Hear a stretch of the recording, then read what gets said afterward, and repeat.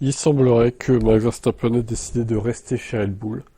Donc c'est vrai que ces derniers temps, il y avait un discours différent de Toto Wolff qui disait que la priorité c'était de renouveler ses propres pilotes. Moi, je pense qu'il a dit ça parce que Max, finalement, il s'est dit, bon, je vais peut-être voir 2026 chez Red Bull, voir ce que ça donne quand même. Et après, j'envisagerais de partir, potentiellement. Maintenant, les rumeurs vont dans ce sens en tout cas. Selon Van Haren, un journaliste néerlandais qui est quand même bien renseigné sur Max et assez proche de lui, de la famille, il est désormais certain qu'il restera chez Red Bull pour 2026, qui conforte le projet de Milton Keynes dans sa confiance pour la première année de la nouvelle réglementation. La quatrième place d'hier, combinée à la cinquième place de Russell, aurait contribué à mettre un terme à ce feuilleton de transfert. Verstappen a en effet assuré sa troisième place au classement au moins jusqu'à la fin de la pause estivale. Il compte actuellement 28 points d'avance sur Russell, qui ne pourra pas le dépasser en Hongrie.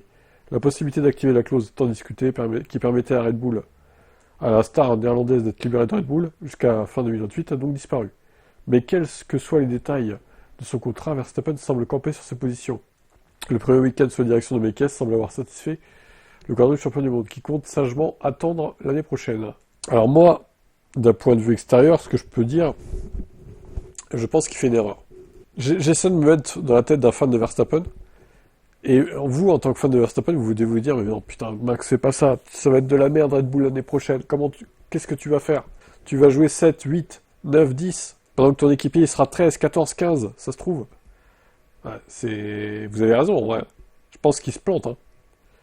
Moi, j'aurais été lui, je serais allé chez Mercedes direct, en fait, dès 2026. Il avait l'opportunité d'y aller. Alors, même si le moteur Mercedes ne domine pas l'année prochaine, je suis sûr que ce sera un des meilleurs.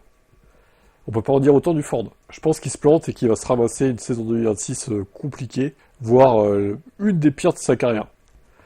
Voilà, disons ça comme ça. Je vois aucun miracle, à aucun moment Red Bull n'aura une voiture dominatrice l'année prochaine. Je vois pas comment c'est possible en fait. Je sais que la F1 est pleine de surprises, mais alors là, il faudrait vraiment une énorme surprise quand même. Une très très grosse surprise. Votre avis là-dessus?